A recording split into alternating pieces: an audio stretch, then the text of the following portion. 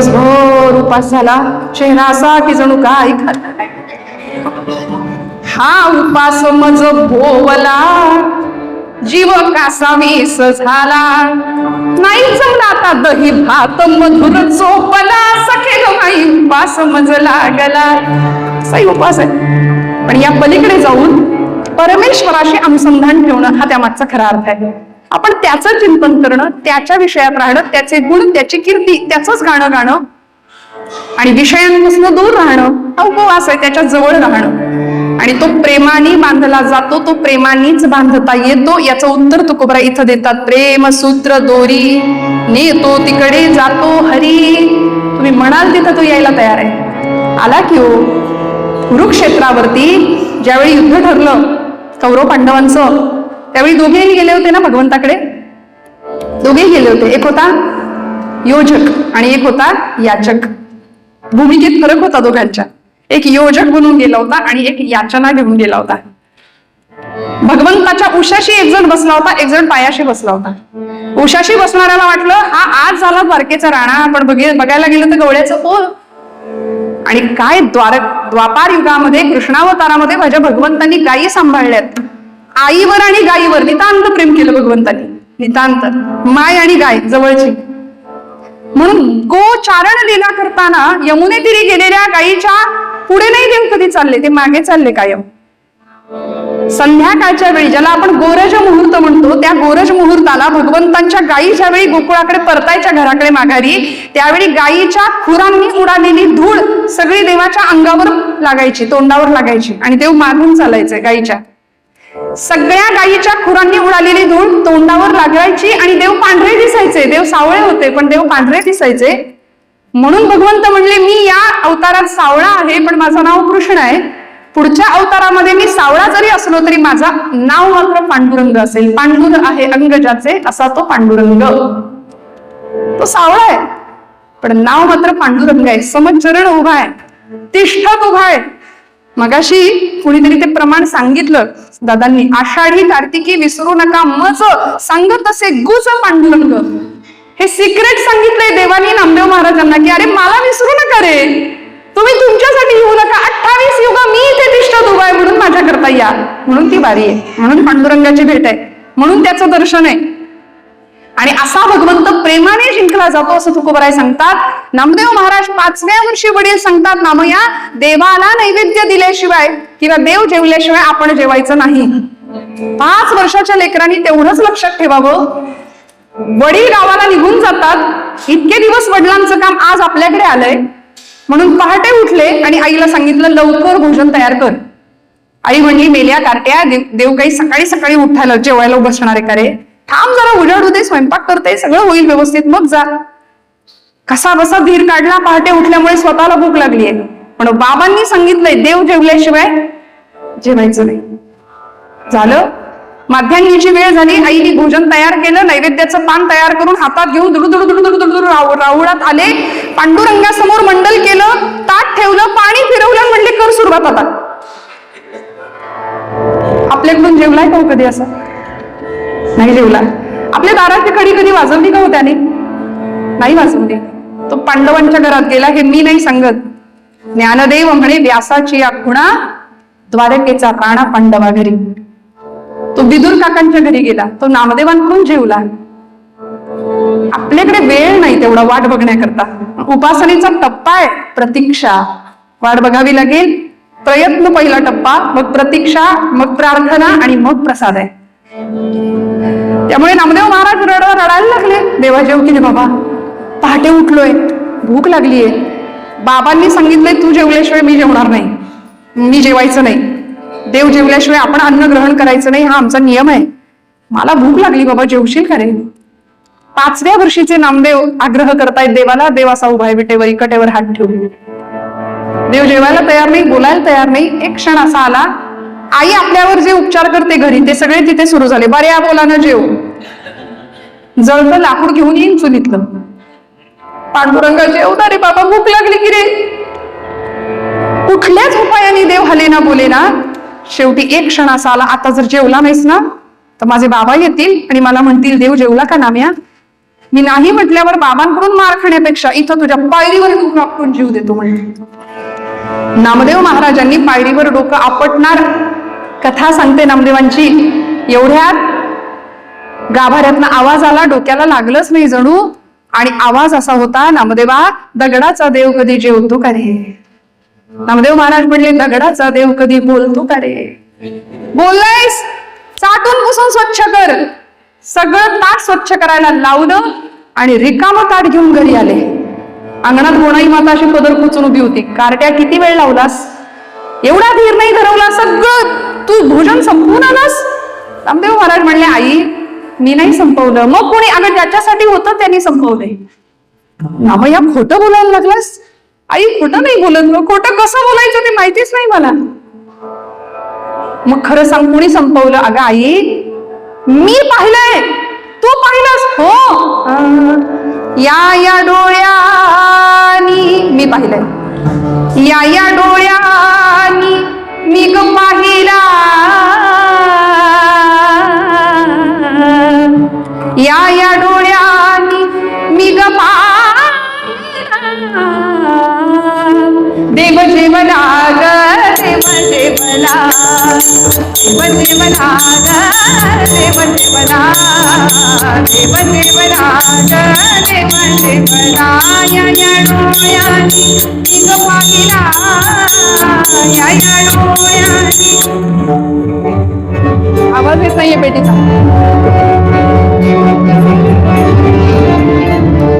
देव जेवला ग, देव जेवला, देव जेवला ग, देव जेवला, देव जेवला ग, देव जेवला.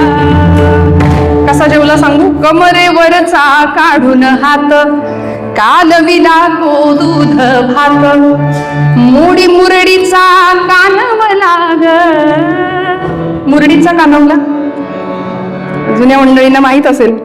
ते मुरड हा प्रकार आता गेला ना. माझी आजी म्हणायची, बाई ग ही मुरड का असते? म्हणले आयुष्यात प्रपंचात सुद्धा काही गोष्टींना मुरड घालायला शिकवते ती मुरड. मोडी मुरडीचा कानवला ग, देव जेवला ग, देव जेवला. ओरपली ग त्यानं खीर, तोंडी लाविली कोशिंबीर, भुरका आमटीचा मारियला ग, देव जेवला ग, देव जेवला. आई देव जेवला ग. हे ऐकलं रामा शेट्टींनी. आले होते, पिशवी तिथंच टाकली आणि राऊळात गेले. पांडुरंगासमोर उभे राहिले. म्हटले देवा काय ऐकलं मी आज? रोज मी तुला नैवेद्य समर्पण करतो आणि आज माझ्या 5 वर्षाच्या लेकराकडून तू जेवलास? 40 वर्ष मी तुला नैवेद्य देतो, म्हणजे तू 40 वर्ष उपाशी राहिलास की काय? आज माझ्या नामयाकडून तू जेवलास ना. मला नाही खरं वाटत, मला प्रत्यय द्यावा लागेल, मला पुरावा द्यायला लागेल. आणि मी माझ्या पदरचं नाही सांगत मंडळी. नामदेव गाथेमध्ये नामदेव महाराज स्वतःचं चरित्र लिहितात जणू काही, आणि नामदेव महाराजांच्या गाथेतला अभंग आहे. या प्रसंगामध्ये दामा शेट्टींना दृष्टांत दिला भगवंतांनी. दामा शेट्टींना भगवंत सांगतायत, इथं या खोलीत जरी राहत असलो ना तरी त्यांनी बोलवलं की येणार आहे आजपासून. भगवंताच्या मुखातनं छोटीशी तुपाची धार बाहेर आली आणि जणू काही भगवंत सांगतायत, मी भोजन केलंय, उद्यापासून त्याच्या कीर्तनात नाचेन, त्याच्याबरोबर खेळेन, त्याच्याबरोबर नाचेन, बोलेन. असा भक्तीचा अधिकार वयाच्या 5व्या वर्षी प्राप्त केला. आणि पुढे वाळवंटात ज्यावेळी कीर्तन रंगायला लागली त्यावेळी नामदेव कीर्तन करी प्रेमे पुढे नाचे पांडुरंग. असा नाच कीर्तनाचे रंगी प्रे त्या नदीम लावू जगी, अशी भक्तीची पताका जगभर भडकवणारे संत श्रेष्ठ नामदेव महाराज. जनाबाईंची तीच अवस्था, ज्ञानोबरायांची तीच अवस्था. प्रेमाने प्राप्त केला, प्रेमाने भगवंताला. योग्यांना दुर्लभ असलेला भगवंत मी पाहिला त्याला. ज्ञानोबराय म्हणतात, योगिया दुर्लभ तो मी देखिला साजणी, पाहता पाहता धणी न पुरे धणी. काय झालं? सगळा संदेह निघून गेला त्याला पाहिल्यानंतर. मंडळी, आपल्या या सगळ्या धकाधकीच्या आयुष्यामध्ये त्याला पाहणं विसरून जातं, हरवून जातं. म्हणून याकरता आपल्या आतमध्ये असलेला भगवंत जर पाहायचा असेल तर आपल्या प्रत्येक कर्मात त्याला आणावं लागेल. म्हणजे काय? अगा सर्वात्मका ईश्वरा, स्वकर्म कुसुमांची वीरा, पूजा केली होया पारा दोषाला. ज्ञानोबरायांनी कर्मपूजा सांगितली. प्रत्येक कर्म त्याला अर्पण करण्याच्या भावनेने करायचं. आणि कुठलं कर्म? तया सत्कर्मी रती वाढो भूता परस्परे पडो मैत्र जीवांचे. प्रत्येकाविषयी हृदयामध्ये प्रेम, मैत्री, आदर. आपल्याकडे बऱ्याचदा पाणी अडवा, पाणी जिरवा अशा नाही का सरकारी योजना आखतो, पण आमची माणसं जरा थोडं उलटा कारभार करतात. पाणी अडवा, पाणी जिरवा नाही, याची अडवा.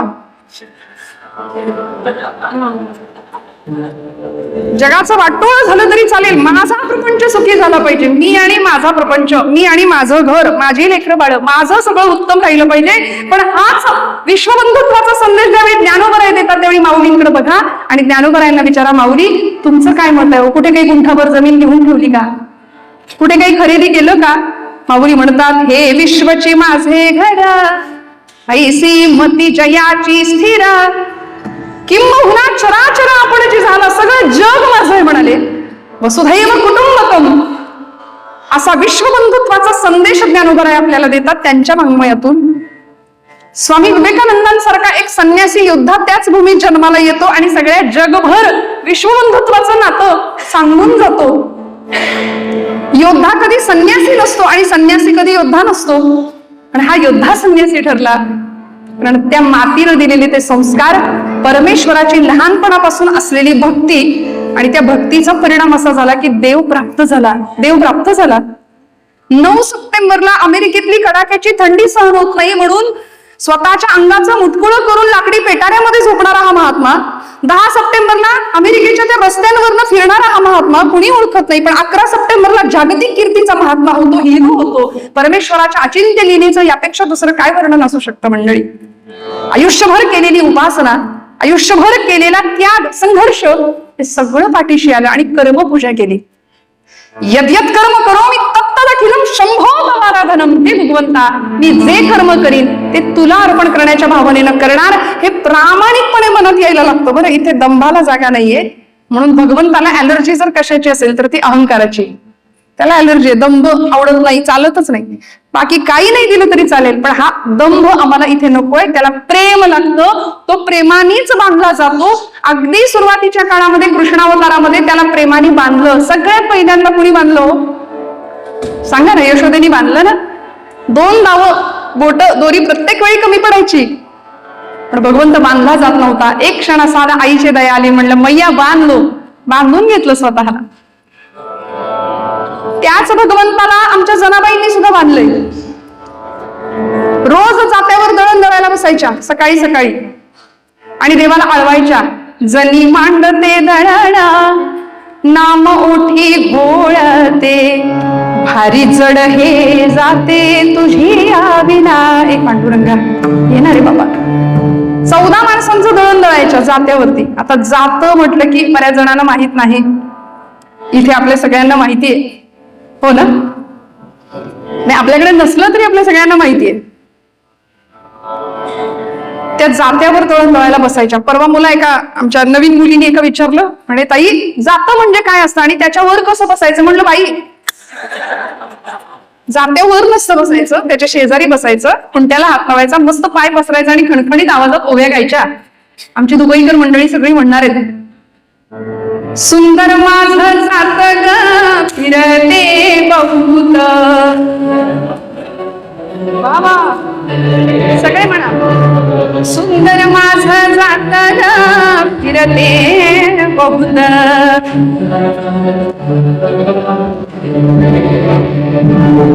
उम्या गाऊ तू ये देवा विठ्ठला,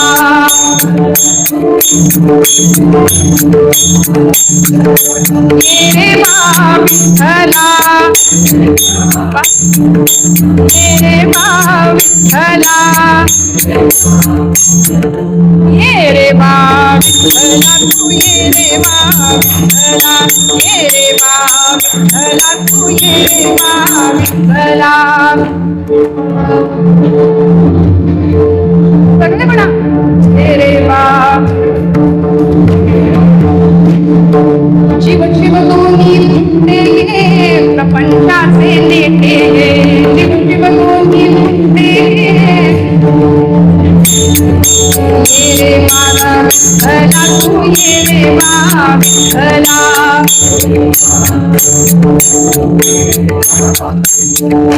ये रे बा विठ्ठला ओ ये रे बा विठ्ठला ये रे बा विठ्ठला तू ये रे बा विठ्ठला ये बा विठ्ठला तू ये रे बा सासू आणि सासरा दीर तो तिसरा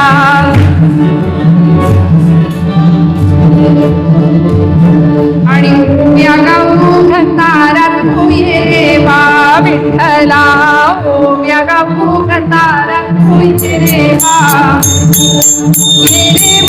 विठ्ठला ये रे बा विठ्ठला ये रे बा विठ्ठला तू ये रे बा विठ्ठला तू ये रे बा तो येतो ना तो बोलावलं तर नक्की येतो म्हणाले. जनाबाईंचा अनुभव आहे आणि तो खरंच यायचा. जात्यावर दळण दळायला बसायचा आणि जनाबाई गायला बसल्या ना पंढरपुरातल्या लोकांना आवाज ऐकू जायचे बाहेर दोन दोन. कथा सांगते जनाबाईंचा आवाज बाहेर आला की सगळ्या लोकांची चर्चा. जणी एकटीच राहते दोन दोन आवाज येतात ताबडतोब चौकशी केली पाहिजे म्हणले. आणि सगळ्यांनी जावं गावचे पाटील गावचे कुलकर्णी तिच्या झोपडीला घेराव घालावा आणि पाहावं जने आतमध्ये कोण आहेत सांग. जनाबाईंनी पीठ चोपड्यात धरावं दरवाजा उघडावा ही गर्दी समोर विचारावं पाटील कुणीच आहे मी एकटीच गातीये खरं सांग जने. 100 माणसांनी दोन आवाज ऐकले आता तू बरी म्हणते गो मी एकटीच गाते म्हणून खरं सांग आतमध्ये कोण आहे.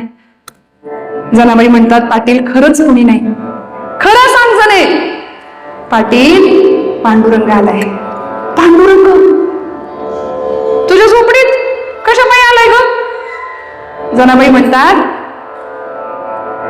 जोंधळ्याच्या भाकरीची चव लई न्यारी पंढरीचा राणा येतो जनाईच्या दारी. कशाला येतो काय विचारता पाटील. माझ्या हातची जोंधळ्याची भाकर त्याला आवडते म्हणून येतो. होय ग जने तुझ्या झोपडीत येतो आमच्याकडे येत नाही. तुला दिसतो आम्हासनी दिसत नाही असं लपवून तरी कुठं ठेवलायस. जनाबाई म्हणतात पाटील लपवायचा कुठं असतो.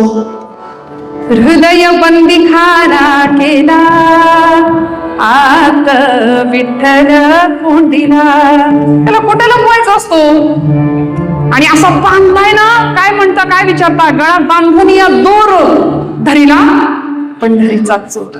त्याला बांधून ठेवलाय त्याला पकडलंय आणि कुठल्या दोरानी प्रेमसूत्र दोरी नेतो तिकडे जातो हरी. सगळ्यांची सगळी कामं त्यांनी केली. राजसूय यज्ञामध्ये पांडवांच्या घरच्या उष्ट्या पत्रवळ्या सुद्धा देवाने उचलल्यात. द्रौपदीच्या घरचं भाताचं शीत जेवून तृप्तीचा ढेकर दिलाय अखिल गोड ब्रह्मांड नायकानी. आपण जर आपलं अंतःकरण शुद्ध ठेवलं नीतियुक्त आचरण ठेवलं तर माझ्यावर विश्वास ठेवा काटा सुद्धा टोचून देण्याची जबाबदारी तू घेतो. मगाशी आपण ऐकलं LIC वाल्यांनी ते ब्रीद घेतलंय पण ते देवाचा योगक्षेम महाम्यहम तो आमचा सांभाळ करतो. त्याचं ब्रीद आहे निर्वाण आणि गोविंद असे मागे पुढे काही जसाकडे पडून येते. पण बऱ्याचदा आमचं असं होतं मी आणि माझं अहंता आणि ममता याच्यामध्ये तो आम्हाला सांभाळतोय हे आम्ही विसरून जातो. आम्ही असे आमच्या जमिनीवर उभे राहतो बरं का. तिकडचं सांगते असे उभे राहतो बांधावर आणि येणाऱ्या पाहुण्याला सांगतो तो डोंगर दिसतोय ते झाड दिसतंय तिथपर्यंतच सगळं माझं. ती धरणी माता हसते ती म्हणते बाई गो याचा पणजा पण हेच म्हणत गेला याचा आजा सुद्धा हेच म्हणायचा हा सुद्धा हेच म्हणतोय. आपण सगळे भारतीय मंडळी आहात. मंडळी ज्या भूमीतून आपण आलोय ती पुण्यभूमी आहे. ती धन्यभूमी आहे. धन्यभूमी पुण्य देश जेथे वैष्णवांचा वास. अनेक संत महात्मे ती देवभूमी का ठरली. देवांना सुद्धा तिथे अवतार घ्यावेसे वाटले आणि पंढरीश भगवान परमात्मा 28 युगांपासून तिथं उभा आहे. कसा आहे कसं त्याचं रूप आहे आमच्या संतांनी सांगितलं. श्रवणी मनोहर मकर कुंडले फुल्लगल्ल कर्णाक दीर्घ सुप्रसन्न लोचन इंदु वदनतील पुष्पनासिका कुंदर दन अधर बिंबगत हास्य मंद मंद हास्य मंद मंद हरी हा आनंदाचा कंद सजल नीरद श्याम तनून वरत्न खचित सौवर्णम कुटशिर पेच तुरावर कलगी विराजित कुटिलाल कनिटिलास कस्तुरी तिलक केशरी गंध आनंदाचा कंद कंभकंठ विभूषित कनक कटक सहरत्न तोडर प्रभानुभासित ललितांगी धृत रत्न मुद्रिका वृंद हरिहा आनंदाचा कंद हरिहा आनंदाचा कंद हरिहा आनंदाचा. म्हणून सुख समृद्धी याही पलीकडं एकमेव अद्वितीय आनंद आहे, आपल्या आत आहे. आनंद जर आपल्याला प्राप्त करायचा असेल तर अनेक प्रकारचे भाडेकरू आतमध्ये येऊन बसलेत. 6 भाडेकरू आहेत आतमध्ये. काम, क्रोध, लोभ, मोह, मद, मत्सर या सगळ्या भाडेकरूंना जर आपण बाहेर काढून टाकलं तर हृदयाचा गाभारा स्वच्छ होईल. आणि मग तिथे तू का म्हणे देह भरिला विठ्ठल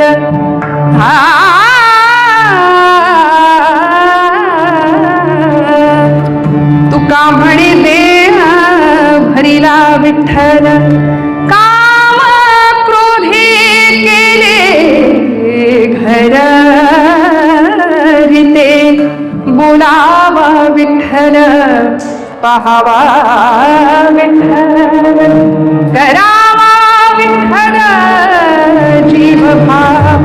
आमच्या बोलण्यात तो, आमच्या पाहण्यात तो, आमच्या करण्यात तो, प्रत्येक कृतीत परमात्मा जर आला ना तर आमचं कर्म हे भगवंताची पूजा ठरणार आहे. कर्मे शुभ जावा, असं उत्तम कर्म प्रेमाने त्याला बांधता यावं आणि त्याला द्यावं काय लागतं म्हणाले, मने सहित वाचा काया अवघे दिले पंढरी राया. सगळं द्यायला लागेल, मन द्यायला लागेल, वाणी द्यायला लागेल, शरीर द्यावं लागेल.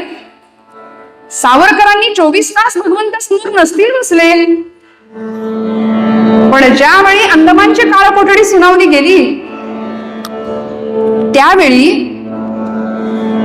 म्हणजे लंडनहून ज्यावेळी भारतात आणण्याचा प्रयत्न, त्या जहाजातून उडी टाकली समुद्रामध्ये, कोर्टामध्येच लोकांनी विचारावं तुम्हाला भीती नाही वाटली का? त्यावेळी सावरकर उत्तर देतात, मला भीती नाही वाटली कारण भगवद्गीतेचं तत्वज्ञान मी जाणतो. माझा देह नश्वर, माझा देह संपणार आहे पण माझा आत्मा नश्वर आहे. माझा आत्मा शाश्वत आहे, चिरंतन आहे, माझा आत्मा अमर आहे. आणि म्हणून सावरकर म्हणतात, अनादि मी अनंत मी अवध्य मी भला मारिल रिपु जगती असा कवण जन्मला. माझ्या आत्म्याला मारणार कुणी नाही. नैनं छिन्नन्ति शस्त्राणि नैनं दहति पावकः न चैनं क्लेदयन्त्यापि न शोषयति मारुतः. हे गीतेचं तत्वज्ञान ते जाणत होते म्हणून कर्मपूजा उत्तम केली. संतांनी धर्मपालन करायला शिकवलं, धर्माचे पालन करणे, पाखंड खंडन. हिंदवी स्वराज्य संस्थापक छत्रपती शिवप्रभू गळ्यामध्ये देवी भक्तीची 64 कवड्यांची माळ घालूनच आग्र्याच्या दरबारात सुद्धा उभे राहत होते. ते असं नाही म्हणले आता तिकडे चाललोय मग, असं नाही. आपलं हिंदुत्व सांभाळलं. देवी समोर उभे राहिले तर प्रार्थना करायचे, देवी उभे कादिके आदिशक्ती शिवानंदिनी भक्त कल्याणिनी चंडा सुरच्छेदिनी भद्रकाली निशंभा सुरप्राण संहारिणी ताक्षायणी शैल राजेंद्र कन्ये जगत स्वामिनी राजराजेश्वरी कुळाची भवानी तुला प्रार्थितो हा शिवाजी रणी दे जय स्वामिनी. कारण रणामध्ये जय देणारी ती शक्ती आहे, त्या शक्तीची आराधना केली. या सगळ्या उपासनेचं सामर्थ्य आमच्या पाठीशी राहावं म्हणून सामर्थ्याची उपासना आणि उपासनेचं सामर्थ्य शिकवणारे राष्ट्रगुरु समर्थ रामदास स्वामी या सगळ्या संतांनी, महापुरुषांनी, सत्पुरुषांनी परमेश्वराला जिंकण्याकरता त्याला काय द्यावं लागतं याचं उत्तर दिलं. मने सहित वाचा काया अवघे दिले पंढरी राया. देवाला द्यावं लागतं, मन द्यावं लागेल, मुखामध्ये अखंड नाम घ्यावं लागेल. बोलू ऐसे बोले जेणे बोले विठ्ठल डोले. आमचं बोलणं असं असावं ज्यामुळे दुसऱ्याच्या हृदयातला विठ्ठल डोलला पाहिजे म्हणाले. कुणीतरी म्हणाले शब्द संभल के बोलिये शब्द के हाथ ना पाव. एक शब्द है औषधी तो दुसरा शब्द है घाव. शब्दाची जखम खूप मोठी असते मंडळी. शस्त्राची जखम भरून निघेल पण वर्षाच्या शब्दाच्या जखमा आम्ही शिल्लक ठेवतो ना. 25 वर्षापूर्वी अमक्या लग्नामध्ये आम्हाला माझा असा अपमान झाला, आता जाणार नाही मी तिकडे म्हणून आम्ही 25 वर्षाची दुखणी घेऊन बसतो की नाही सांगा, आमच्याच नातेवाईकांनी. म्हणून ज्यावेळी ही सगळी मंडळी भगवंताकडे जातात ना, मी सांगितलं मग असे, एक याचक होता आणि एक योजक होता. एक उशाशी बसला होता आणि एक पायाशी बसला होता. त्याला त्याची जागा कळली होती. भगवंताचे पाय चेपायला लागला पार्थ अर्जुन. भगवंत म्हणले आता उठतो. झालं असं, जो आधी आला होता तो बसला इकडे उशाजवळ. देव उठल्याबरोबर देवाला आधी अर्जुनच दिसला आणि अर्जुनाची चौकशी देवाने सुरू केली. अर्जुना, अरे कधी आलास? सांगायचं नाही का? बघ मी असं झोपून राहिलो. तो जगाचा बाप आहे खरं तर, त्याला काय अवघड आहे, पण तरी पण म्हणाले मी असं झोपून राहिलो, तू आलास, मला आधी कल्पना दिली असती तर मी तुझ्या स्वागतासाठी तयार राहिलो असतो. बरं सगळं ठीक आहे ना? अशी अर्जुनाची चौकशी करतायत, पण मागे तळपायाची आग मस्तकाला चढत होती दुर्योधनाची. मी आधी आलोय, माझी चौकशी आधी करावी हे याला कळत नाही का? भगवंतांनी चौकशी केली दोघांची. म्हणाले अर्जुना, दुर्योधना, तुम्ही दोघंही माझ्या नात्यातले आहात. अर्जुनाशी माझं नातं आहे, आत्याचा मुलगा आहे. अर्जुनाशी माझं नातं आहे, तसं दुर्योधना तू अर्जुनाचा भाऊ असल्यामुळे तुझंही माझं नातं आहे. पण अर्जुन माझ्या नात्यातला आहे तसं तू नात्यातला आहे.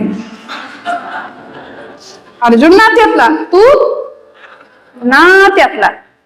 ते नाती गोती शब्द आहे मराठीत, जी गोत्यात आणतात तीच नाती म्हणले बहुतेक.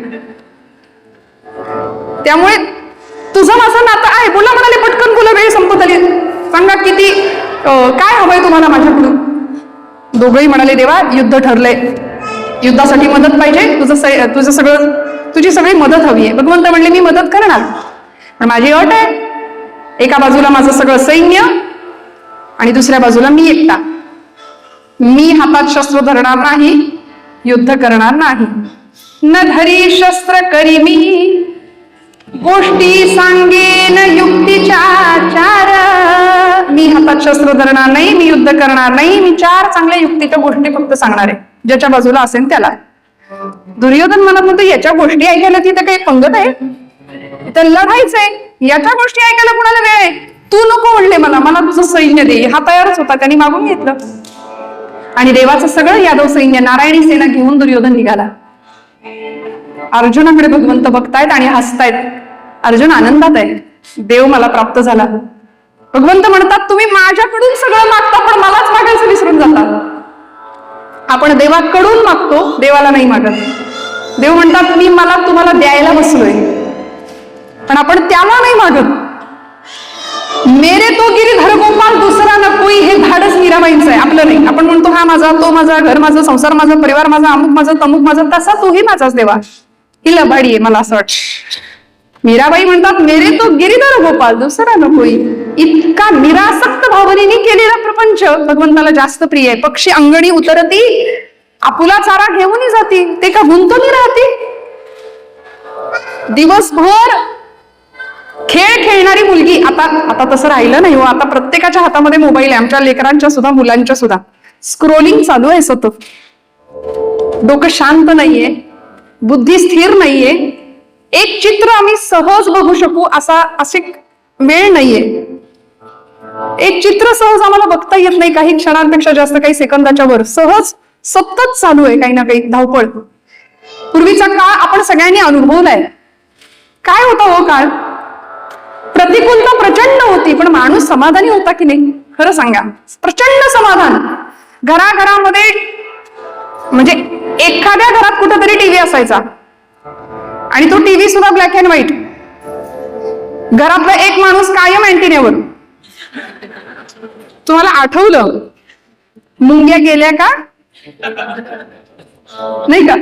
तरी गुण्या गोविंदांनी चालू होतं ते सगळं पाहणं. आता घरात 4 माणसं, 4ही माणसांची तोंड 4ही दिशेला आहेत. नाहीतर मग आपल्या व्हर्च्युअल जगतात आहेत सगळेजण. जग जवळ आलंय, पण माणूस माणसापासून लांब गेला. बहिणाबाई खानदेशातल्या कवयित्री, त्यांनी समाज माणसाला प्रश्न विचारला, अरे माणसा कधी होशील माणूस, लोभापायी माणसाचा झाला रे कानूस. अरे माणसा तुझी नियत बेकार, तुझ्या परिस बरं गोठ्यातलं जनावर. हे बहिणाबाईंना विचारावं लागलं. आज अनेक प्रकारच्या गोष्टी आपण आजूबाजूला पाहतो, पण मला आज धन्यता वाटते की आपण सगळे पांडुरंगासाठी, विठुरायासाठी आणि या आपल्या परंपरेसाठी इथे एकत्र आलात. म्हणून एकदा आपल्यासाठी टाळ्यांचा जल्लोष करा. बघा, प्रेमाने बंद केलं, प्रेमाने. महाराष्ट्र मंडळ, मला असं दादा मगाशी म्हणाले 700 ना, 700ची संख्या पार झाली. एवढी लोक एकत्र येतात, एका धाग्यामध्ये, एका प्रेमाच्या सूत्रामध्ये बांधली जातात. भगवंताला दुसरं काही नको, प्रेम सूत्र दोरी नेतो तिकडे जातो हरी. प्रेमाच्या सूत्राने आपण इथे आला म्हणून मला असं वाटतं पांडुरंग आज पंढरपूर सोडून इथंच आलाय. आणि तो जातो तो कसा जातो आपण उत्तर रंगात बघायचंय. उत्तर रंग आख्यानाचा भाग नारदीय कीर्तनाच्या पठणीनुसार मी पूर्व रंगामध्ये इथं थांबते, एकदा अभंगाचा आठव करणार आणि मग उत्तर भागाकडे आपण जाऊया. कीर्तन संपलेलं नाही, नाही तर म्हणाल मध्यांतर झाले उठायचं की काय आता. नका, पुढच्या संकल्पित वेळेमध्ये मी संपवण्याचा प्रयत्न करणार आहे. फक्त मधला जय जयकार सगळ्यांनी मिळून करायचा आणि मग आपण कथेकडे जाऊया.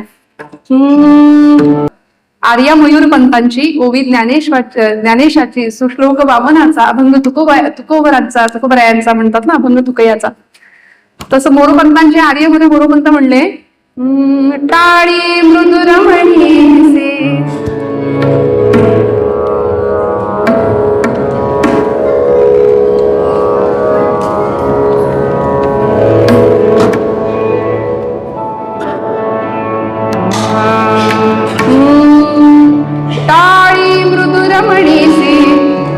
उच्च स्वरे करटाळी. बऱ्याच टाळ्यात म्हणाले. पोटाची एक टाळी तदुपरी दुसरी लागली ध्यान टाळी. टिंगली साठी टाळी, कुणाची टिंगल झाली, चेष्टा झाली तर आपण काय म्हणतो मित्रासी देव घोटाळी. टाळा टाळी सटाळी त्यास काळ कवटाळी. जी टाळी जन्म मरणाते टाळी, म्हणून कीर्तनी वाजवा शुद्ध टाळी. जन्म मरणाला टाळणारी कीर्तनातली टाळी आहे आणि त्या टाळी मागे विठ्ठल हा जो नामोच्चार आहे त्याच्या मागे आज वैज्ञानिकही आम्हाला कारण मिळत आहेत, आध्यात्मिकही कारण आहेत. पायाच्या मस्तकाच्या केसापासून पायाच्या नखापर्यंत रक्तपुरवठा सुरळीत चालतो, तब्येत ठणठणीत राहते. बघा ना, आळंदी पंढरपूर वाऱ्या करणारी माणसं ऊन पाऊस काटा कुटा चिखल काहीही न पाहता नामाच्या सहाय्याने भजनाची ऊर्जा घेऊन चालतात. आणि तुमच्या माझ्या आतमध्ये असलेली जी ऊर्जा आहे ना, तिला सहन करण्याची गरज आहे. फिजिक्सचा नियम आहे ना, एनर्जी सेंट्रलाइज केली की ती जास्त शक्ती देते, ताकद देते. तसं तुमच्या माझ्याही आतमध्ये ऊर्जा आहेच आहे, पण ती झोपली म्हणले. तिला सहन करण्याची, तिला जागा करण्याची गरज आहे. महाराज म्हणाले, ज्ञानोबा हरिपाठात म्हणतात, मंथुनी नवनीता तैसे घे अनंता, बाया व्यर्थ कथा सांगली मार्गू. दुधामध्ये दही आहे का आहे ना, पण ते दही जर दिसायचं असेल तर त्याकरता काय करावं लागेल, मंथन करावं लागेल. म्हणजे ते दुधाचं विरजण लावून ताकाचं ते ज्यावेळी आपण लोणी काढू, दह्याचं मंथन करू त्यावेळी ते लोणी दिसेल. जसं दुधामध्ये लोणी तसा देही चक्रपाणी. दुधामध्ये लोणी दिसत नाही पण आहे, तसा देहातला चक्रपाणी जर दिसायचं असेल तर आपल्याही आतमध्ये असलेली ऊर्जा आम्हाला साठवावी लागेल. आणि त्या चैतन्य शक्तीला साथ घालायचा असेल तर भजनाशिवाय पर्याय नाही. भोजन हे देहाची भूक भागवतं, पण भजन आत्म्याची भूक भागवणारं साधन आहे. मनाची भूक भागवायची असेल तर भजनाशिवाय पर्याय नाही. खणखणीत टाळी, सगळ्यांचे हात वर. विठ्ठल विठ्ठल विठ्ठल विठ्ठल बोला.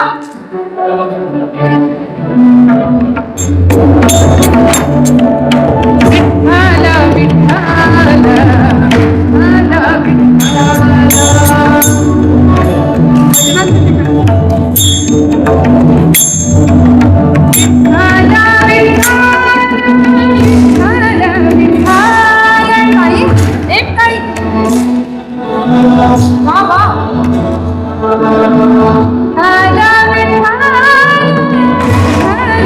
विठ्ठल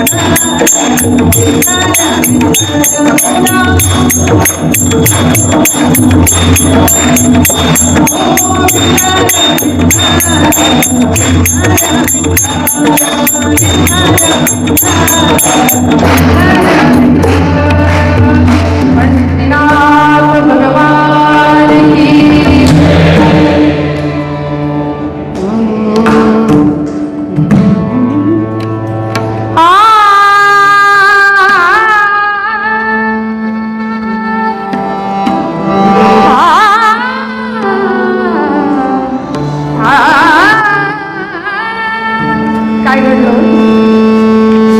वैकुंठ पंढरी असं पंढरपूर क्षेत्राला म्हटलंय. म्हणाले पंढरपूर हे भूवैकुंठ आहे आणि भगवंताचं स्थान आहे, आपण त्याला वैकुंठ म्हणतो. संत म्हणाले तुमच्या वैकुंठापेक्षा आमचं भूवैकुंठ जास्त श्रेष्ठ, जास्त मोठं, एक अक्षर जास्त आहे त्याच्याकडे. म्हणाले भूवैकुंठ.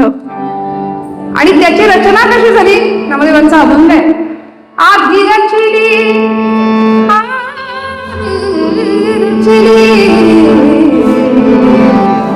आषाढी एकादशीचा दिवस पंढरपूरमध्ये ही गर्दी सगळ्या वारकऱ्यांची.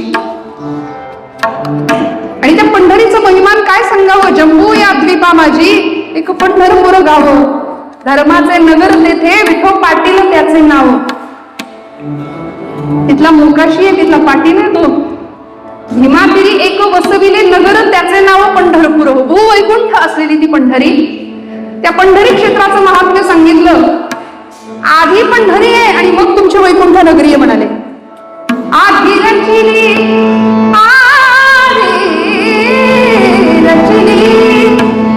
आधी रचिली पंढरी मग वैकुंठ नगरी मग वैकुंठ नगरी मग वैकुंठ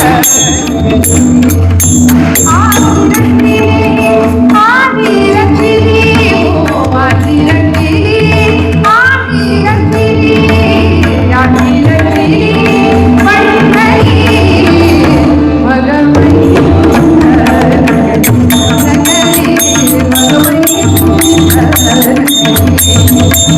जे मानव हे चराचरा जे मानव हे चराचरा तेव्हा होते पंढरपूर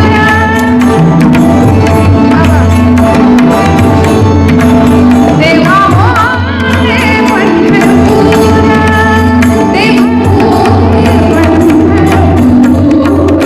तेव्हा होते पंढरपूर भगवती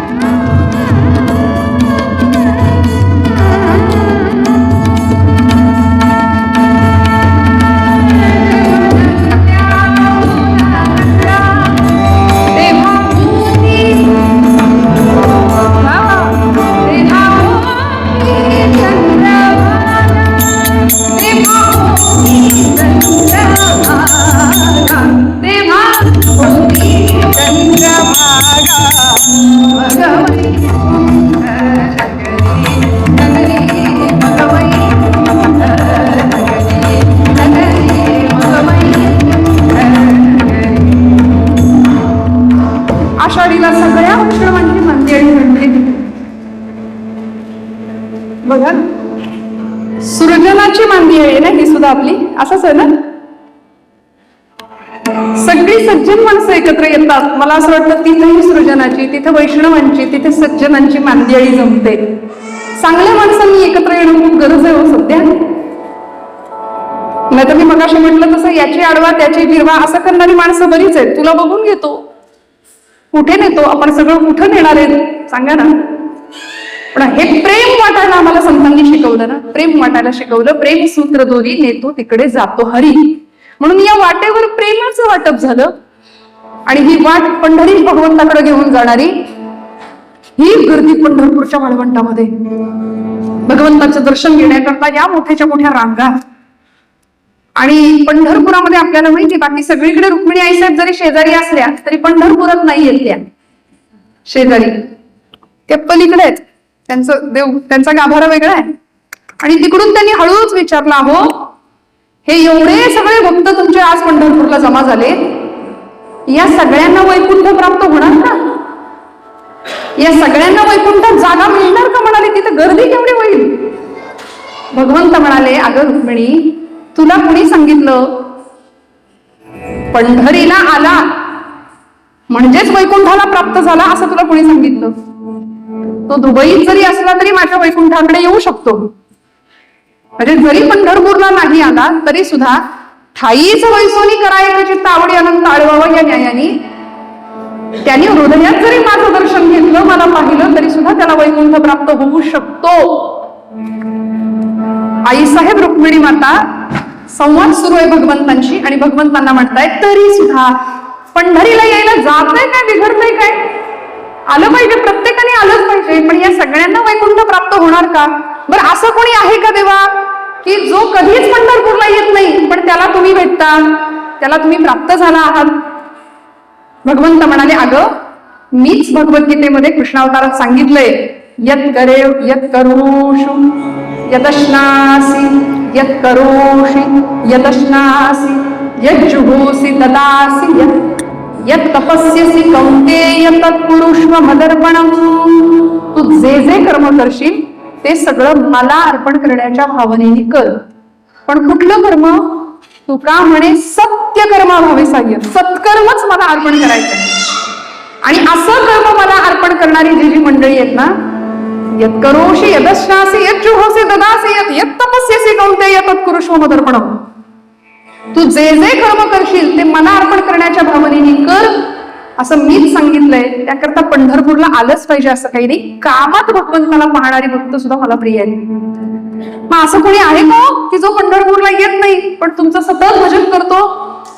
भगवंत म्हणाले, भरपूर आहेत, पण तुला फार लांब नाही घेऊन जात, मी जवळ नेतो म्हणाले.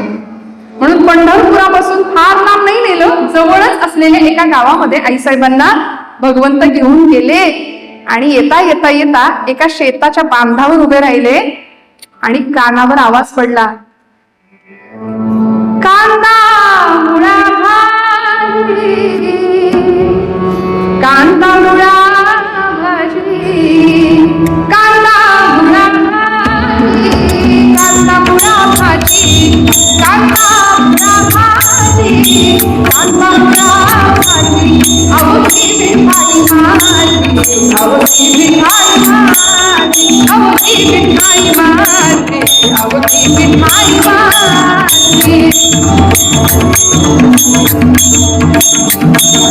अवघी मिठाई माझी, अवघी मिठाई माझी.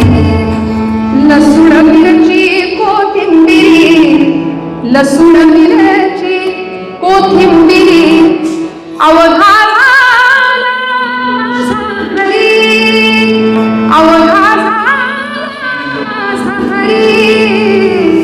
कांदा मुळा भाजी, कांदा मुळा भाजी, अवघी मिठाई माझी, अवघी मिठाई माझी, अवघी मिठाई माझी, अवघी मिठाई माझी, अवघी मिठाई माझी. हा आवाज ऐकला आणि आई साहेबांनी विचारलं, कोण आहे? अवघी मिठाई माझी, कांदा मुळा भाजी असं म्हणणारा आहे तरी कोण? त्यावेळी भगवंतांनी रुक्मिणीला सांगितलं, आता फक्त पहा माझ्या या भक्ताकडे, ज्यांनी आपल्या कर्मात मला पाहिलंय, ज्यांनी आपल्या सेवेत मला पाहिलंय. इथं उगवणारं प्रत्येक रोपट विठ्ठल समजून तो जगवतोय. झालं, मी 10 मिनिटात संपवत्या. उशीर झाला. प्रत्येक रोपट विठ्ठल समजून तो जगवतोय. आणि पहा तरी त्याच्याकडे, याचं नाव आहे सावता, जातीने माळी. अरणगाव त्या गावाचं नाव. अरणगावचा भक्त सावता, माळी धन्यचा हला. अरणगावचा भक्त सावता, माळी धन्यचा हला. जयाने वनमाळी मोहिला, जयाने वनमाळी मोहिला, जयाने वनमाळी मोहिला.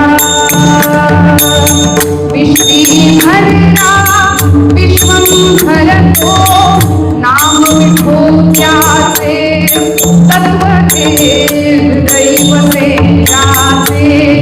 तत्व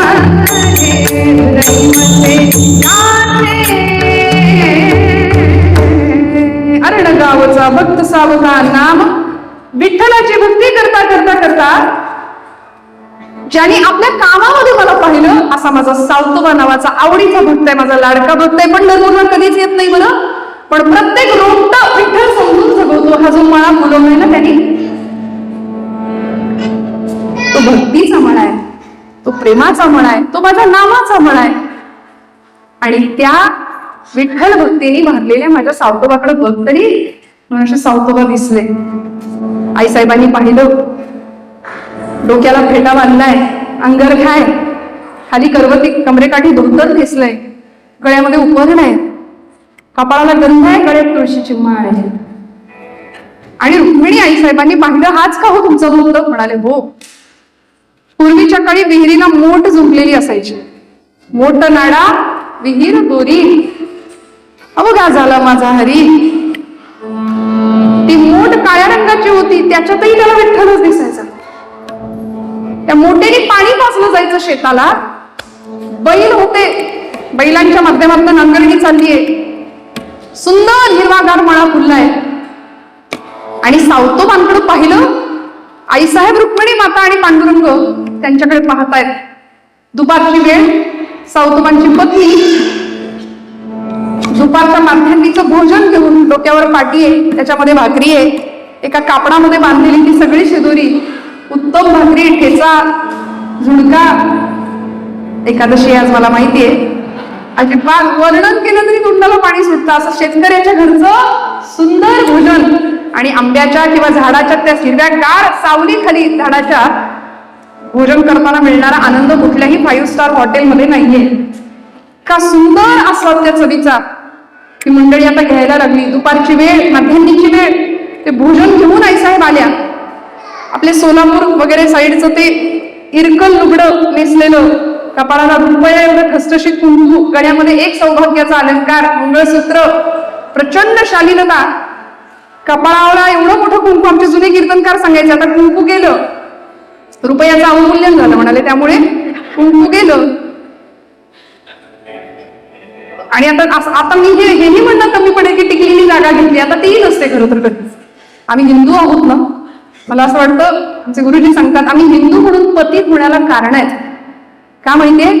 माझ्या नवीन तरुण भावंडांना मी नेहमी सांगत असते, जुन्या मंडळींनी सांगायची गरज नाही, येत वडील जे करी ती तया नाम धर्म ठेवी ती माऊली म्हणते.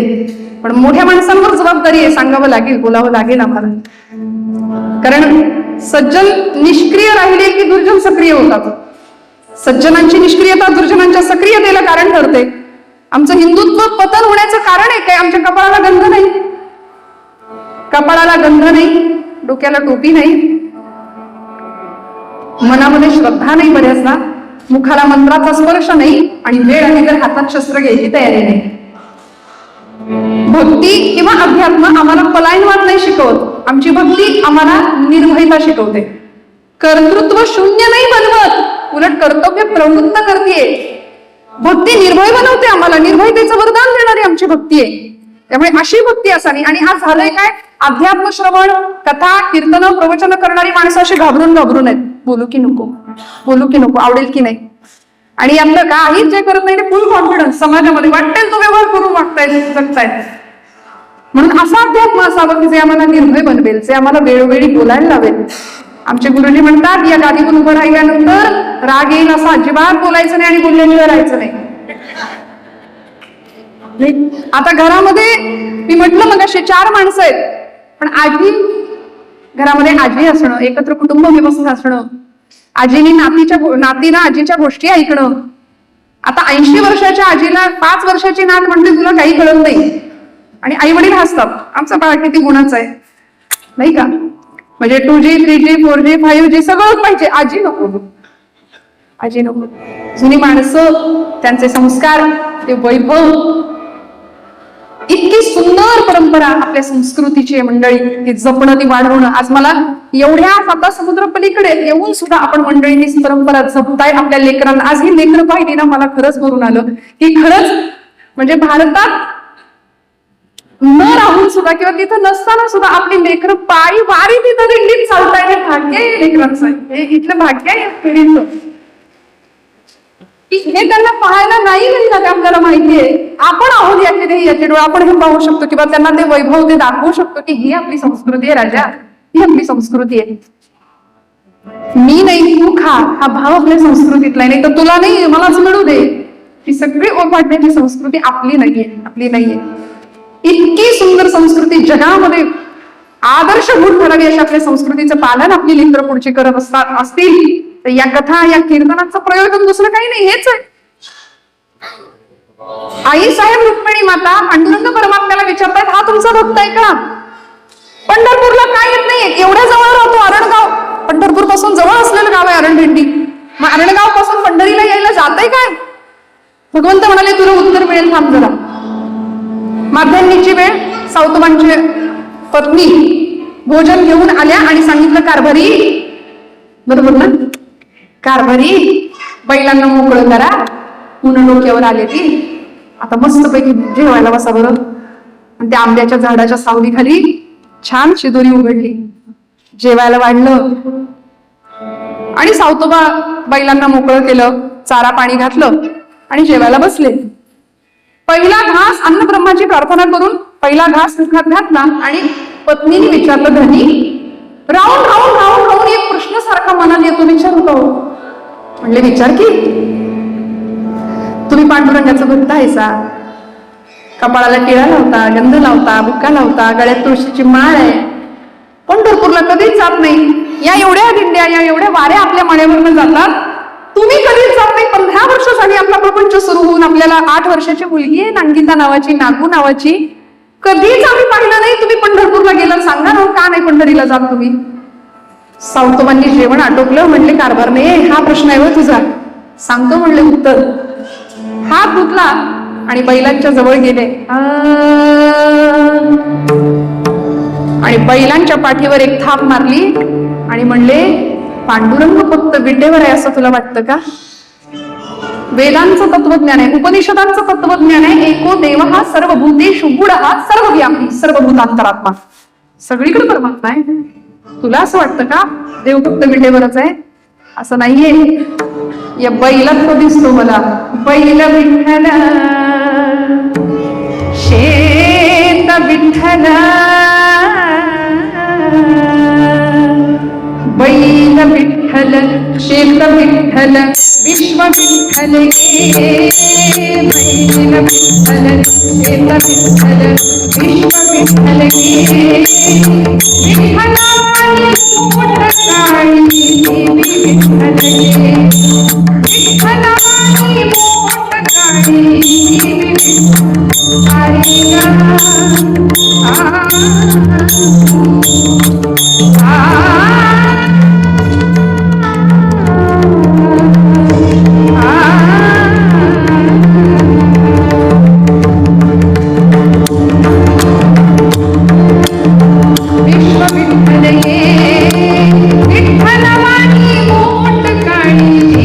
विठ्ठल पोपटला घोर मैना चिमणी विठ्ठल ये, चिमणी माझी नागोबाची विठ्ठल ये, बैल विठ्ठल शील विठ्ठल विश्व विठ्ठल ये, विठ्ठल माझी मोठ काळी विठ्ठल ये, वृक्ष विठ्ठल वापी विठ्ठल वेली विठ्ठल ये, वेली माझी सखी माझी तुम्ही विठ्ठल ये, बैल विठ्ठल शील विठ्ठल विश्व विठ्ठल ये, विठ्ठल माझी मोठ काळी विठ्ठल ये.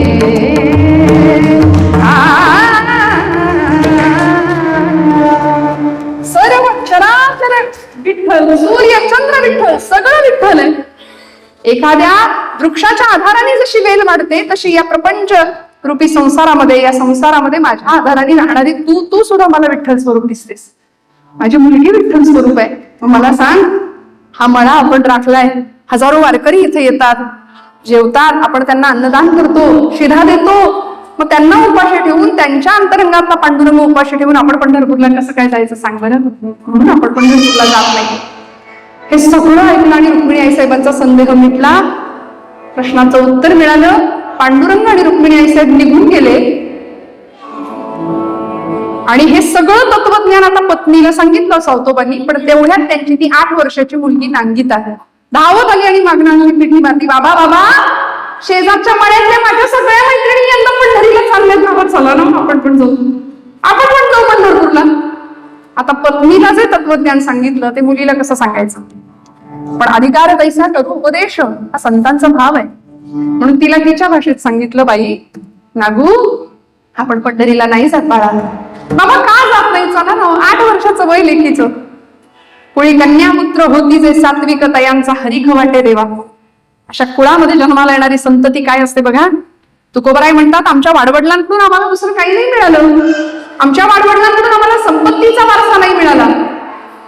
महाराज म्हणतात, माझ्या वडिलांची निराशिदा देवा तुझी चरण सेवा पांडुरंगा. आमच्या वाडवडिलांनी आमच्यासाठी संपत्तीचा सातबारा नसेल ठेवला, पण संस्कारांचा आणि परमार्थाचा सातबारा ठेवलाय. मला असं वाटतं आपल्या प्रत्येकाकडे तो सातबारा हवा. संपत्तीचा नसला तरी सुद्धा परमार्थाचा, उच्च आध्यात्मिक मूल्यांचा, ती शिदोरी आपण पुढच्या पिढीकडे हस्तांतरित करणं हे आपलं काम आहे. आणि म्हणून आपल्या नागूला, आपल्या मुलीला सावतोबा सांगतायत, बाळा आपण पंढरपूरला जात नाही का. बाबा जात नाही, अगं वेडे, आपण जो मळा सांभाळतो की नाही, या मळ्याचा मालक आहे तो. सांगा ना मंडळी, या सगळ्या कथेमध्ये हे एक वाक्य आम्हाला किती शिकवून जातं. या मळ्याचा किंवा या सगळ्याचा मालक तो आहे हे किती जणांना कळतं. आम्ही बऱ्याचदा माझं अहंता ममता या ओझ्याखाली दुःखाला पात्र ठरतो. हा जीव प्रत्येक वेळी सुखाच्या आशेमध्ये राहतो पण वाट्याला दुःख येतं. पण यामध्ये यथा कमलपत्राक्ष, पाण्यात राहून कमळाचं पान जसं कोरडं राहतं तसं आम्हाला संसारात राहता यावं. म्हणून ज्ञानोबराय सांगतात, सुखी संतोषानं यावे, दुःखी विषादानं भजावे, आणि लाभा लाभन धरावे मना माझे समह शत्रौट मित्रेच. प्रत्येक अवस्थेमध्ये आम्हाला असं स्थितप्रज्ञ, हा भगवद्गीतेतला भगवंताचा आवडीचा शब्द आहे, आम्हाला राहता आलं पाहिजे. बॅलन्स, ज्याला न्यूट्रल आपण म्हणतो, उत्तम राहता आलं पाहिजे. कुठल्याही परिस्थितीमध्ये, सुख दुःखाच्या परिस्थितीमध्ये आम्हाला समतोल जीवन जगता येईल का. सुखी संतोषानं यावे. जुनी माणसं सांगायची, हेही दिवस जातील, असं एक शब्द, एक वाक्य कायम भिंतीवर लिहावं म्हणाले. कारण हे वाक्य सुखामध्ये आपण खूप नाचायला लागलो तरी हे वाक्य शिकवतं, खबरदार हेही दिवस जातील. आणि दुःखाने जरी खचून गेलो तरी ते वाक्य आधार देईल, हेही दिवस जातील. आणि या परिस्थितीमध्ये आपल्या लहान लेकीला सावतोबा सांगतायत, इथे पांडुरंग, या पांडुरंगाचा हा मळा आहे, त्यांनी आपल्याला सांभाळायला दिलाय, आपण त्याचं कुळ म्हणून काम करतो, आपण त्याचे नोकर म्हणून हा मळा सांभाळतोय, या मळ्याचा मालक तो आहे. नागुनी ते ऐकलं, म्हणली बाबा खरंच की काय, आपल्या मळ्याचा मालक पांडुरंग आहे. हो पांडुरंग आहे. मग कधी येत नाही खंडणी वसूल करायला, वाटा मागायला, आला पाहिजे ना. सावतोबा म्हणले, आता तू बोलावलंस तर येईल. खरंच येईल बाबा, येईल. झालं 8 वर्षाच्या मुलीनं ते मनावर घेतलं, पटकन परकराचा ओचा तयार केला आणि मळ्यातल्या काही भाज्या, रताळी, गाजरं, जे काही असेल भाजीच्या पेंड्या केल्या आणि त्या ओच्यात भरून समोरून ज्या दिंड्या येत होत्या ना, त्या दिंड्याच्या समोर ती उभी राहिली आणि येणाऱ्या वारकऱ्यांना सांगायला लागली, वारकरी दादा पंढरपूरला निघालात का हो? अशी दिंडी एक एक एक एक समोर यायला लागली. एका दिंडी समोर आडवी समोर उभी राहिली आणि त्या वारकऱ्यांना सांगितलं, दादा पंढरीला निघालात का हो? ऐका ना, आमचा जो मळा आहे ना, त्या मळ्याचा मालक आहे पांडुरंग. त्या मळ्यातल्या काही गोष्टी आहेत त्याच्यापर्यंत पोहोच करता का हो? पण बघा, काहींच्या गळ्यात तुळशीची माळ असते. आमचे गुरुजी म्हणतात माळेला मणी 108, पण काहींकडे थोड्याही तेवढ्या असतात. फक्त गळ्यात माळ असून उपयोग नाही, कपाळाला गंधा असून उपयोग नाही. माळेबरोबर पथ्य आली. जेणे विठ्ठल मात्रा घ्यावी त्याने पथ्य सांभाळावी. गळा माळ शोभे आत्मरूप शांती, गळा माळ शोभे आत्मरूप शांती, भक्तिभाव दोन्ही धरू टाळ हाती, टिळा विरंतीचा कपाळा अगदी विठ्ठलाच्या भजनात घालू, एक तारी संगे एक रूप झालो. काय पथ्य आहे? दुसऱ्याचं हृदय दुखावलं जाईल असा शब्दही मुखातून न आणणं. बघा ना, अख्खी ज्ञानेश्वरी आपण उघडून बघूया कधीतरी. मला असं वाटतं आपल्यापैकी सगळेजण रोज 300 ओव्या वाचत असतील ज्ञानेश्वरीच्या, नाही का? मग 200 नाही, 100, 50. इकडे आपण 5 नाही, माझं नका ऐकू, नामदेव महाराजांचं ऐका. एकतरी ओवी अनुभवावी, हा एकतरी ओवी अनुभवावी, नामा म्हणे ग्रंथ श्रेष्ठ ज्ञान देवी, एकतरी ओवी अनुभवावी, एकतरी ओवी अनुभवावी. एक तरी आपल्या घरामध्ये ज्ञानेश्वरी असेल नसेल तर ते खरंच ठेवूया बरं का. मी असं नेहमी म्हणते की सध्या फार टेन्शन आहे माणसाकडे, फार ताण आहे, तणाव आहे, व्यस्तता आहे. जो तो धावतोय. संत म्हणले सुखा लागी करीशी तळमळ, तरी तू पंढरीशी जाय एक वेळ, मग तू अवघाची सुखरूप होशी, जन्मोजन्मीचे दुःख विसरशी. प्रचंड व्याप. आणि दिवसभरात आपल्याकडे बऱ्याचदा हे वाक्य, मला वेळ नाही. वेळ येत आहे का कीर्तनाला? कुठला वेळ नाही. मग जगातलं सगळ्यात खोटं वाक्य आहे, मला वेळ नाही. आणि ते वाक्य आम्ही बऱ्याचदा उच्चारत राहतो, मला वेळ नाही, मला वेळ नाही, मला वेळ नाही. प्रपंचासाठी वेळ आहे पण परमार्थासाठी वेळ नाही. ब्रह्मचैतन्य गोंदवलेकर महाराज आहेत आमच्या सातारा जिल्ह्यामध्ये. ते म्हणतात की आम्ही प्रपंच फार आवडीने करतो, परमार्थ सवडीने करतो. बघू जमलं तर. आत्ता कुठं कीर्तन रिटायरमेंट झाल्यानंतर करायच्या या सगळ्या गोष्टी आहेत. पण ज्ञानोबा यांचं वय 16 वर्षाचं होतं फक्त ज्यावेळी जगाला ज्ञानेश्वरी दिली. 16 वर्षाचं होतं. 21व्या वर्षी संजीवन समाधी घेतली. लोकांनी ती समाधी सुद्धा चर्चेत आणली. तुकोबरायांचं वैकुंठ गमन सुद्धा चर्चेत आणलं. ज्ञानोबरायांची संजीवन समाधी उघडून पाहावी म्हणून 250 माणसांचा ट्रक गेला होता, भरून आणून दिला. शुक्ल नावाचे प्राध्यापक होते, शास्त्रज्ञ होते त्यावेळी तिथे. सोनोपंत मामा दांडेकर होते. या सगळ्या मंडळींनी सांगावं ज्ञानोबराय पाहून घेतील काय ते. शुक्ल शास्त्रज्ञांनी सांगावं तुम्ही नंतर तुमचं काम करा, पण आधी मी एक प्रयोग सांगतो तेवढा करा. विज्ञान म्हणताना तुम्ही, मग तुमच्या विज्ञानाच्या पायऱ्यांनी आपण जाऊया. समाधीपासून काही अंतरावर 3 मीटर ठेवण्यात आले आणि आम्ही सगळे बाहेर थांबतो म्हणाले समाधीपासून. तुम्ही त्या मीटरचं रिडिंग घ्या आणि तुम्हाला जे अनुभवाला येईल त्याचा अनुभव घ्या. मंडळी सगळे बाहेर थांबले. ही सगळी ज्ञानोबांच्या समाधीचं अस्तित्व किंवा समाधीवर शंका घेणारी माणसं समाधी उकडून काढायला आली होती. त्या सगळ्यांनी मीटरवरचे काटे तपासले.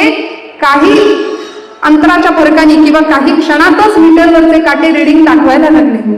आतमध्ये चैतन्य आहे, आतमध्ये स्पंदन आहेत, आतमध्ये ऊर्जा आहे याची प्रचिती या सगळ्यांनी घेतली.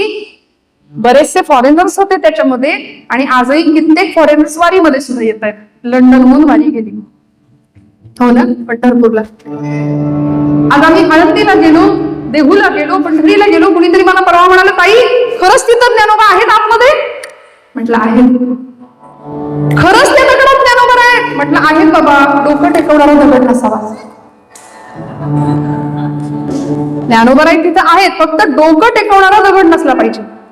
आज आमची श्रद्धा कमी पडते. माणसातला माणूस आम्हाला दिसत नाहीये, मग दगडातला देव कधी दिसायचा? आषाढातला देव कधी दिसायचा आम्हाला? माणसातला परमेश्वर जरी ओळखता आला ना तरी भरपूर झालं. आणि असा भगवंत सावतोबांनी ओळखला. आपल्या मुलीला सांगितलं, बाई ग, पांडुरंग आपल्या मळ्याचा मालक आहे, म्हणून तिने त्या दिंडीसमोर उभं राहावं आणि सांगावं, वारकरी दादा एवढी भाजी पांडुरंगाला पोहोच करा, आमच्या मळ्याचा मालक आहे तो. वारकरी म्हणले, तुझे वडील तर कधी पंढरपूरला जात नाही आणि तुझं हे काम करायला आम्हाला काही गडी समजली, समाज समजली? चल चालते हो म्हणाले. ढकलून दिलं तिला. सगळी भाजी खाली पाडली, तुडवत तुडवत निघून गेले. सावतोबा म्हणाले, ज्याला लहान लेकरात पांडुरंग दिसला नाही त्याला बेट्यावर काय दिसायचा? तो निघून गेले. ती रडत रडत रडत परत आली. सावतोबा म्हणाले, परत भाजी गोळा कर, परत वाटेवर उभी राहा, येईल आता कुणीतरी येईल त्यांच्या जवळ दे. सगळ्या दिंड्या गेल्या पण तिची भाजी नाही कुणी नेली. नवमीचा दिवस संपला, दशमीचा दिवस संपला. 8 वर्षाच्या नागुनी प्रण केला, पांडुरंग मळ्याचा मालक आहे, त्याला भाजी पोहोच झाल्याशिवाय आणि पांडुरंग मळ्यात आल्याशिवाय मी अन्न पाणी वर्ज करणार, मी घेणार नाही अन्नाचा कण आणि पाण्याचा थेंब सुद्धा. 8 वर्षाच्या मुलीचा संकल्प मंडळी. पोट खपाटीला गेलं, डोळे खोल गेले, शरीरात त्राण नाही अशी अवस्था त्या लेकीच्या. सावतोबा सांगतायत, नागू असा हट्ट करू नको बाळा, काहीतरी थोडं खाऊन घे, येईल पांडुरंग. नाही. दशमीचा दिवस संपत आला. सावतोबांनी आपल्या लेकीची ती अवस्था पाहावी आणि पांडुरंगाला करुणा भाकावी. भगवंता, माझ्या मुखातनं मी बोलून बसलोय, शब्द दिलाय, तू येशील म्हणून. सहृदय दयाघन भगवंत विटेवर हिलावला जणू आणि त्यांनी वीट सोडली. सोडली. एका वारकऱ्याचा वेळ घेतला आणि दिंडी मालक म्हणून गळ्यामध्ये विणा घेऊन साक्षात पंढरीचा नायक, अखिल कोट ब्रह्मांडाचा नायक पंढरीश परमात्मा त्या दिंडीमध्ये निघाले. जय हरी विठ्ठल, जय हरी विठ्ठल, जय हरी विठ्ठल, जय हरी विठ्ठल, जय हरी विठ्ठल, जय विठ्ठल, जय हरी विठ्ठल, जय विठ्ठल, जय हरी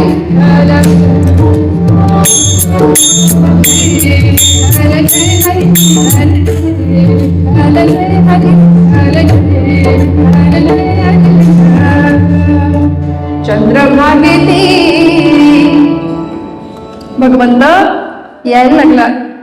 आणि त्या वाटेवरून जसं भगवंतांची दिंडी यायला लागली ना, तशी नागू अशी आडवी समोर आलीच आणि हळूच पांडुरंगाकडे पाहिलं.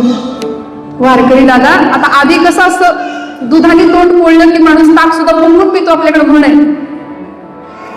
पांडुरंग परमात्मा पाहिला, वारकरी वेशामध्ये आलेल्या भगवंताला पाहिला आणि नागूने हळूच विचारलं, वारकरी दादा पंढरीला निघालात का? भगवंत म्हणाले, हो बाळा. तिच्या डोक्यावर हात फिरवला. एवढी भाजी पांडुरंगाला देता का?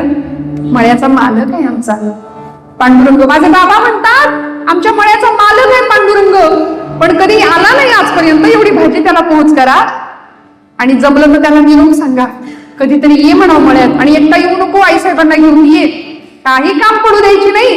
छान झोपडी बांधायला सांगितलं बाबांना आणि रोज जाईजुईच्या फुलांचा गजरा सुद्धा करून देईल. 8 वर्षाच्या मुलीचा भाव होता. त्याचा परिणाम असा झाला, भगवान पंढरीश परमात्म्याने तिचा तो भाव ओळखला आणि म्हणाले, बाई ग, भाजी पोहोच करतो पण काही निरोप आहे का अजून तुझा? आता एवढ्या प्रेमाने बोलणारा हा पहिलाच वारकरी, कारण आधीचा अनुभव जमेस होता म्हणून तिने अंदाज घेत घेतच विचारलं. पण भगवंतांनी जसा वारकरी वेशात असताना तिच्या डोक्यावरून हात फिरवला आणि सांगितलं, अजून काही निरोप आहे का तुझा? तेव्हा ती म्हणते, फार दयाळू दिसतो वारकरी दादा, अगदी आमच्या पांडुरंगासारखे दिसताय. त्यांनी असं चेक केलं, मेकअप चुकलेस काय म्हणले माझा. तिने ओळखलं की काय मला? पांडुरंगाला निरोप पोहोचवाल ना, सांगाल ना, एकदा मळ्यात येऊन जा, मळ्याचा मालक आहेस ना, मग एकदा येऊन जा, आई साहेबांना घेऊन ये सोबत. सांगतो म्हणाले बाळा. निघून गेला भगवंत पुढे. नाचत गात ही पोरगी आपल्या मळ्यात आली आणि शेजारच्या मैत्रिणींना सांगायला लागली, वडिलांना सांगू लागली, आता येईल